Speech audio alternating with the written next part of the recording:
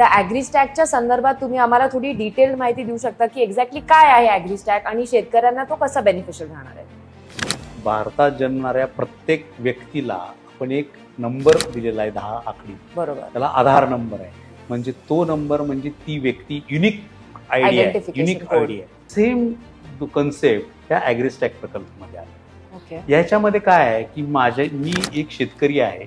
माझी शेती सिन्नर तालुक्यातल्या दापूरला 2 एकर आहे, दोडीला माझी 2 एकर आहे. अशी वेगवेगळ्या ठिकाणी माझी शेती आहे, पण मी शेतकरी एक आहे. तर मी हा शेतकरी म्हणून माझा एक युनिक आयडी असेल. ओके.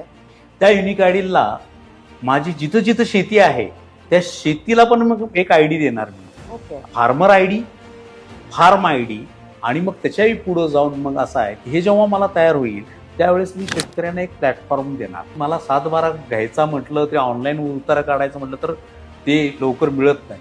ह्या सिच्युएशनला तुम्हाला काहीही करायची गरज नाही, कारण तुमचा ऑलरेडी फार्म आयडी इटसेल्फ तुम्ही आहे. Eligible. तुम्हाला जस्ट तुमचा फार्म आयडी आणि फार्मर आयडी टाकला की तुम्ही काय लावलेलं हे ऑलरेडी ती सिस्टीमला लोड असणार आहे. तुम्ही कुठल्या फार्मवर आला ती फार्मही लोड असणार आहे. ते फार्म 2 एकराचा आहे की 20 एकराचा हे ऑलरेडी डिसाइडेड असणार आहे. दुसरं, ह्याच्याशी मी आधार लिंक केल्यानंतर मला ते पैसे किती भरायचे आहेत ही सांगायची गरज नाही. मला फक्त आधार नंबर टाकला, माझ्या अकाउंटमधनं 100 रुपये माझा विम्याचा रक्कमही त्याच्यात जाणार आहे. मला तेही काही हे गरज नाही. तर मला बँकेत कर्ज प्रकरण करायचं आहे.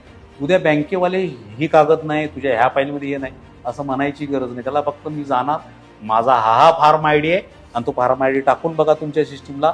तुम्हाला फक्त क्लिक करायचं आहे की यस की नो म्हणायचं आहे. इव्हन गव्हर्नमेंट ही सेट करणार आहे की कांदा पिकासाठी कर्ज देण्यासाठी तिची लिमिट 3 लाखाची आहे. त्याच्या मी तो नाही म्हणणार मी तुला 1 लाख देईल. 3 लाखाची लिमिट सेट आहे ना, आपोआप ते तुला एका क्लिकवर ते लोन तुझं मंजूर होणार आहे. म्हणजे त्यालाही करायची गरज नाही. त्याला तो जमाना गेला की मी 7/12साठी कुठं तर सेतू केंद्रावर जा किंवा माझं पिकाची नोंद घेण्यासाठी तलाट्याच्या मागे जा. काय नथिंग टू डू विथ.